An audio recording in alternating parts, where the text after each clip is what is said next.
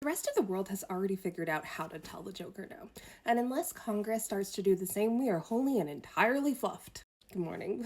That's how you do. According to some reports, the EU is coming out and saying unless the US makes a deal with Iran post haste, they're talking about dropping the US petrodollar. That petrodollar is what is keeping our entire economy afloat because every cent of oil that is sold throughout the entire world is done so using the US dollar, correct? Well, now the entire world is suffering due to the imperialistic proclivities of these two men in particular. We all know which ones we're talking about.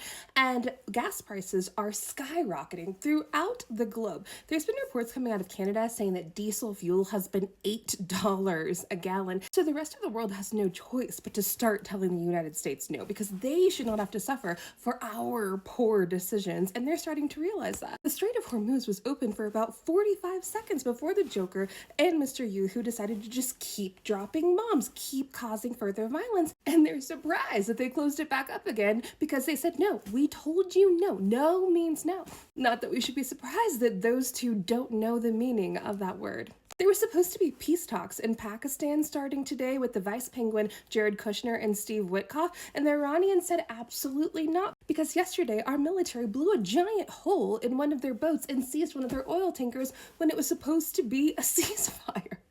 And I'm sure they're going to come up with some stupid excuse about like, well, we didn't realize that ceasing fire meant we had to stop firing on them. Like, why would you think that? And all of our allies hate us. And now in order for people to obtain oil, they're buying it through China, not through the United States. Let's not forget that the cold country and China are allied forces. And the cold country has had the Joker on a leash for the last 30 years or so. So this was all part of the plan. Yeah, Thanos from the cold country sure got one hell of a return on his investment.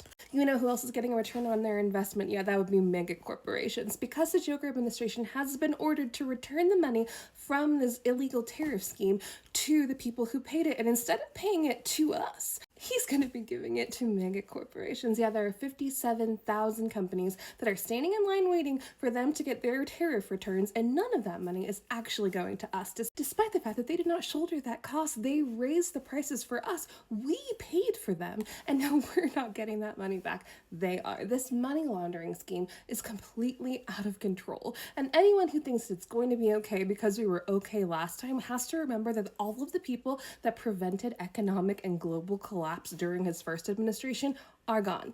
They have all quit, retired, or been fired. The only people that are left in there are sycophantic ghouls and gremlins.